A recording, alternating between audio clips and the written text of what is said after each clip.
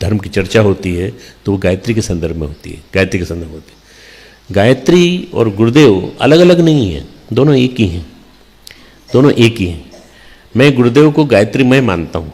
मेरे जीवन का एक बहुत बड़ा प्रत्यक्ष अनुभव है, मैंने जीवन में अपने जीवन में देखा है और उसको समझाना चाहता हूँ, बताना चाहता हूँ। एक अनुभव बार बार नहीं बताता, कभी कभी बताता हूँ। मैंने परम पूज्य गुरुदेव के सामने संकल्प लिया कि गुरुदेव मैं 1.25 लाख के 5 अनुष्ठान करूँगा। मैं यहाँ आ गया था, इसके पहले भी मैंने किए थे अनुष्ठान, तो मैंने कहा 1.25 लाख के 5 अनुष्ठान करूँगा। एक में एक 40 माला रोज करनी पड़ती है 40 दिन तक, और मैंने किया उसका अनुष्ठान को किया। पहला अनुष्ठान जब मैंने किया तो आराम से हो गया। मैंने कहा चलो दूसरा अनुष्ठान करते हैं। तिलक लगवाने ऊपर गया तो गुरुदेव ने तिलक लगा दिया, कलावा बांधा और ये कहा तुम क्यों कर रहे हो भाई? मेरे मन में कुछ है, मनोकामना है, उसकी पूरी करनी है। अच्छा ठीक है, मनोकामना पूरी होगी तुम्हारी। 40 दिन में जब 5 दिन रह गए थे तो गुरुदेव ने कहा भाई देखो भाई सुनो, ब्रह्मवर्चस्व शोध संस्थान खड़ा किया है, इसके लिए मशीनें लानी है ढेर सारी, वो तुम लेकर के आओ। तो मैंने कहा 5 दिन रुक जाओ ना, 5 दिन बाद भेज देना कहीं। अब गुरुदेव से तो मेरी चर्चा ऐसी होती थी, पिता और पुत्र की जैसे होती है। तो मैंने जब कहा 5 दिन और रुक जाइए आप बस, मैंने कहा जो आदेश सो आदेश, जाओ निकलो कल चलो। मैं और वीरेश्वर भाई साहब हम दोनों गए और मैं लेके आया, मशीनें लेके आया सारी सारी। उसके बाद मैंने आने के बाद मैंने कहा गुरुदेव ये बचे हुए अनुष्ठान का क्या होगा? बोले मैं कर दूंगा ना, तुम्हारा अनुष्ठान मैं पूरा कर दूंगा, दूसरा तुम चिंता मत करो। तीसरा जो अनुष्ठान चालू किया आने के बाद थोड़े दिन बाद, तो उन्होंने कहा तीसरा अनुष्ठान भी तुम चिंता मत करो, होगा। तिलक कर दिया, कलावा बांध दिया फिर से। और उसके बाद फिर मैं तीसरा अनुष्ठान भी जो है मैं जब करने लगा तो तीसरे अनुष्ठान के दौरान उन्होंने 35वें दिन तक तो कुछ नहीं कहा, पर 36वें 37वें दिन उन्होंने कहा भाई ऐसा है, पुस्तक मेला लगा हुआ है लाइब्रेरी वहाँ पर वाराणसी में, वहाँ से किताबें लानी है, किसी को भी भेज दो, कोई भी चला जाएगा। नहीं किताबें पढ़ के लानी है, पूरी देख के लानी है। मैं गया और बड़े बेमन से गया, पर अनुष्ठान छोड़ के गया। वहाँ अनुष्ठान नहीं संभव होता था, तो वाराणसी में जाकर के 3-4 दिन रुक कर के मैंने पूरी किताबें खरीदी। मैं और वीरेश्वर भाई साहब हम दोनों ने जाकर किताबें खरीदी, हम लेकर के आए। गुरुदेव ने बहुत तारीफ़ की हमारी और कहा तुमने किया। हमने कहा हमारे अनुष्ठान का क्या हुआ? बोले मैंने कर दिया, तुम चिंता मत करो। चौथा अनुष्ठान चालू हुआ।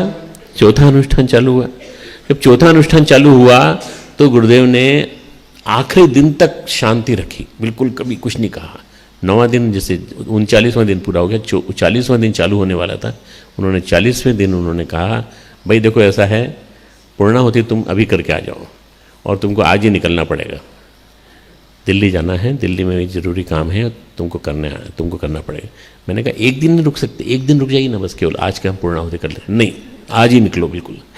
गुरु जो है, गुरु का आदेश ऐसा होता है जिसको आप मना नहीं कर सकते। गुरु के आदेश से तो आप आए शांति कुंज, और गुरु के आदेश से आपने नौकरी छोड़ी और यहाँ आकर के रह रहे हो तो उसी वजह से रह रहे हो। यहाँ रह रहे हो और पूरी दुनिया में तुम नाम पा रहे हो तो वो हमारी वजह से, इसलिए हमारी बात मानना पड़ेगी। मैं उस दिन मैंने कह दिया, मैंने कहा गुरुदेव अब तो नहीं जाऊँगा, मैं अब नहीं जाऊँगा। क्यों नहीं जाओगे? हमारे शिष्य हो। मैं आप मेरे से बार बार पूछते हो कि किस लिए कर रहे, तो पूछ तो लो अनुष्ठान में क्यों कर रहा हूँ। हाँ बताओ क्यों कर रहे हो? मैंने कहा मैं गायत्री के दर्शन करना चाहता हूँ, गायत्री माता के दर्शन प्रत्यक्ष साक्षात अपनी आंखों के सामने जिस रूप में है वो उस रूप में करना चाहता हूँ। तो गुरुदेव ने कहा अच्छा इतनी छोटी सी बात तो बताई क्यों नहीं तुमने, अभी तक बताई नहीं तुमने। गुरुदेव ने कहा अच्छा चलो वहाँ जहाँ बैठे हो वहीं आंखें बंद कर लो। सामने ही बैठा था उनके, आंखें बंद कर ली। आंखें बंद कर लो, जब मैं कहूँ तब खोलना। तो गुरुदेव ने आंखें बंद खोलने के लिए कहा, और जब आंखें खुली तो मैंने गुरुदेव के स्थान पर गायत्री माता को बैठे देखा। गायत्री माता विराजमान थी।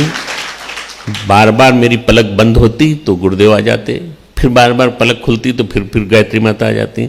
मतलब ये क्रम जो है, ये जैसे स्विच ओवर होता है ना, ऐसे स्विच ओवर बार बार चलता रहा, 2-3 बार चलता रहा, 5 बार चलता रहा, और मैं चरण पकड़ करके बस रोने लगा उनको। मैंने कहा कि गुरुदेव आपने ये अभी तक क्यों छुपाए रखा रहस्य? बोले बेटा तुमको दिखाया और किसी को नहीं।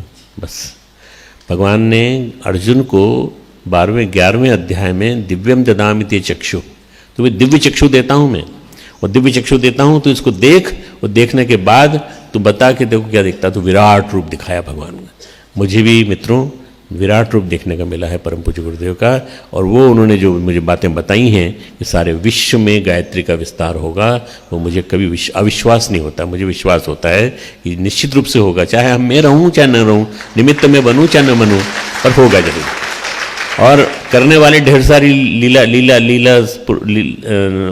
धारी जो हैं, ढेर सारे अंशधारी, ढेर सारे उनके गुरुदेव की सत्ता के अंश लेकर के आएंगे और वो करेंगे इस काम को। नई पीढ़ी आएगी, दिया के माध्यम से और यूथ ग्रुप के माध्यम से नई पीढ़ी कर रही है, अनुष्ठान कर रही है। हमारे जगह जगह कार्यक्रम हो रहे हैं, जगह जगह कार्यक्रम हो रहे हैं, और जगह जगह जो कार्यक्रम हो रहे हैं उनमें नई पीढ़ी विकसित हो रही है। मैं आज से 30 साल पहले मैं गया था, इंग्लैंड गया था, इंग्लैंड जाके आया, फिर उसके बाद अमेरिका गया, कई जगह गया। वहाँ के बच्चे, वहाँ के जो बच्चे थे वो बड़े हो गए, उनके बच्चे हो गए, उनके बच्चे आ रहे हैं, और बच्चे उनके विकसित होते चले जा रहे हैं, और उनके मिशन, उनके जीवन में गायत्री आती चली जा रही है। मित्रों, गायत्री यदि आपको जाननी है तो गायत्री को आपको समझना पड़ेगा। गायत्री समझदारी का नाम है, गायत्री विवेकशीलता का नाम है, गायत्री विचार परिवर्तन का नाम है, गायत्री आपके नज़रिए को बदल देती है, दृष्टिकोण बदल देती है।